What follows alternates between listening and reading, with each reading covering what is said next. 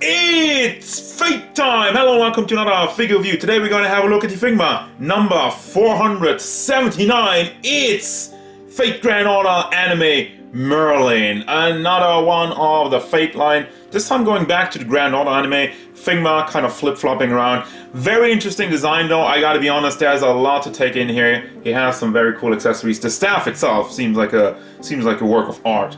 And everything that goes into the figure, let's see if it's actually good.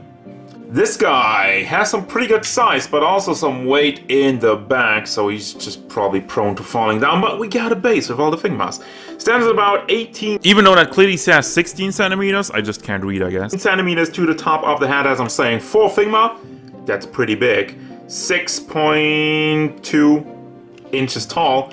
Overall, for your size comparisons, I have... Here's Jalter, Gilgamesh, SH Figuarts Whiz, and Darkseid. Overall look in detail for this figure, I am pleased to tell you the paint job is mostly good. It has the relaxed face with the Animu accurate eyes. It's really a little bit wide over there, but it looks good. It has tons of detail in the hair. I love the strains going down over here. Really gives it a nice look. And you got the earrings with the flowers on there. There's some more spiky hair in the back, which the hair kind of ends over there. Now you could debate that that's a problem because there's the rest of the hair coming out of the cowl. I don't hate it because as such, the way it is right now, you can still move the head around. If you just had a bunch of hair stick in the neck, that wouldn't work. Look at the earrings, you have like the gold in there and he has a little bit sharp ears and the tips of it is painted pink. And it is very good. Now you could say there's a tiny, very tiny bit of bleeding in the pink, but that is so small I can't even, I only see it through the camera. I couldn't even see it with my own damn eyes. But I like how this is done. As you can tell, you have these parts over here which go over. It's just soft plastic. It is flappy, so it does not get into the way of your articulation. And you could, I guess, kind of try to wiggle it into the cowl a little bit. You have tons of different paint apps. You got the blue and the pink. I especially love the feathers or flower leaves or petals or whatever is sticking out on his shoulder pads over there. There's a bunch of different colors in there and it is nice. It is clean. Doesn't have any bleeding, at least not from what I can tell. And then you got the blue on the tips. Even with the black and the pink, the excess and the ruches in the entire front of the outfit. You also have articulation in the shoulder pads, so that's actually pretty good, but we'll get to that. Then you got the gold metallic, which you have one in the back as well. You have this little thing, but it has rubbed off on the hair. I don't know if that's because he's been in the box all this time with this, but he had like something kind of covering it up. So I don't know how they screw this up, but the gold has rubbed off and you should take an eye and you should keep an eye on that. Then we move back to the front. You have all this nice molded detail in his long sleeves over there. Also has some articulation in that. You got some more golds in the pants. Actually, yeah, they're still painted up there and it does not scratch off, at least for now. And then down to the boots with some more gold on it. Molded detail painted also, and it looks pretty good overall. Now for your articulation, there is some stuff to play around with. First, head articulation, back, forward. You have a little bit of a groove in the back, so it does still get some articulation, but obviously with the cowl and whatnot going on, it's not great. Does tilt side to side, and does go all the way around. Just be careful that you don't get stuck. Then I go in the back real quick. I didn't even have a good look at the hair in the back, which is quite incredible. It's just like insane. There are like so many strings go down. I love the mode of it. However, there is a little bit of an issue with the coloring. As you can tell, the front part, while the upper part has a little bit of a different color than the lower one. That's because this one is soft plastic and this one is hard plastic. That usually just results in some weird color differences even if you're using the same color.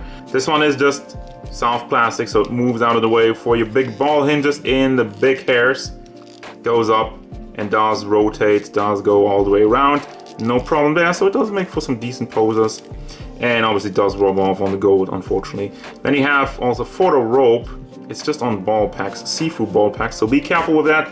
Don't stress it too much because see-through ball packs is an awful idea and it likes to break off. And I don't like that, I don't know why they did that, but I'm gonna move on.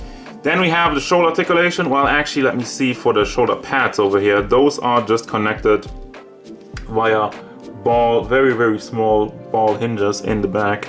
It does work though, so you can really fold it together, can bring it out, can bring it up for some good poses, battle pose or whatever. Then you got shoulder pads. Well, not shoulder pad, shoulder itself this time around. Jesus, got a big hinge, ball hinge in there. Can bring that up. Can also rotate it on there and have some movement in the chest area, so you can bring it forward and bring it to the back. And you have a big ball hinge in the elbow, which also has some swiveling. Can bring it around if it's in a neutral position. All the way up. Then you have the ball hinge on the fist, goes back, forward, rotation. And you might notice, where's the sleeve? Well, I just slid it off real quick to show you that you can do that. You can slide off the entire sleeve because it's not hard connected, so you also can rotate it around, can bring it forward or through the back if you want to play around with that. Then you have this entire part of the sleeve which rotates around. Chest area goes forward to the back, not really, does tilt side to side and does move around, but be careful not to get stuck with the ruches and whatnot. Same for the crotch part. There is no really crotch part. It's just like connected to the rest of the figure as such. It's really just coming down to the legs, which moves up a little bit, moves out to the side, and it does move to the back. Also rotation on there. Then you got the big knee hinges. It does go up okay enough without breaking up the sculpt completely, so I'm alright with that. And the foot is on another ball hinge, so that goes back, forward, and does tilt side to side oh so slightly.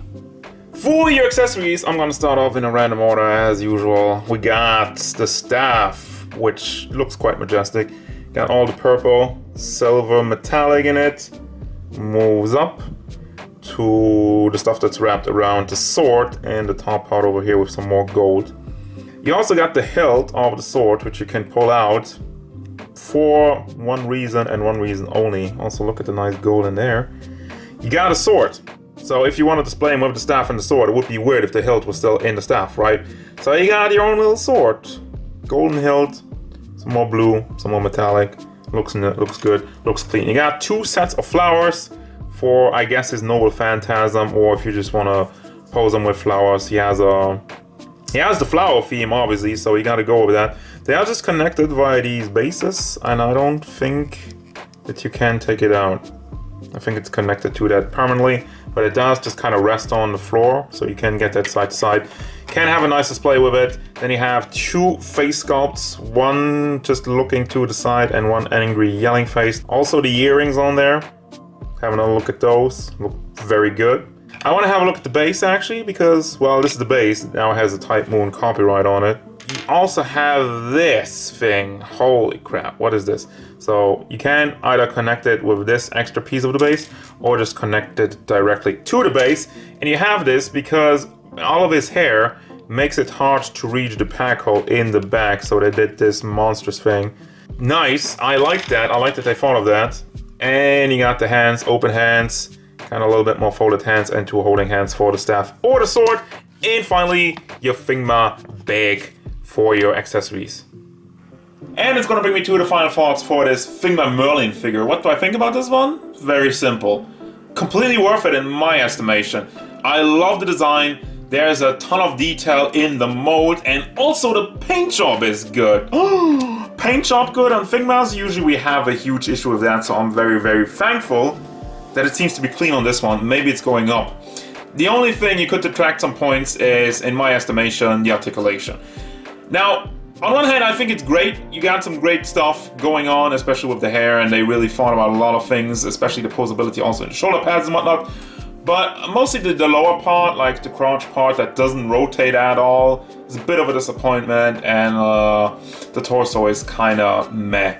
But, you know, those are very small issues for a figure that still looks very good, and the articulation is well in general. I don't think it's bad, just it could be a little bit better. And that's really it. So, still recommend it because the figure just is awesome, has a great presence, and has a cool design, and will certainly delight Fate fans all over the world. That's gonna do it, guys. As usual, thank you very much for watching. Don't forget, if you enjoyed this review, hit it up with a like and subscribe to the channel so you can stay tuned for more figure reviews, card game stuff, and whatever Merlin wants, like lower torso articulation.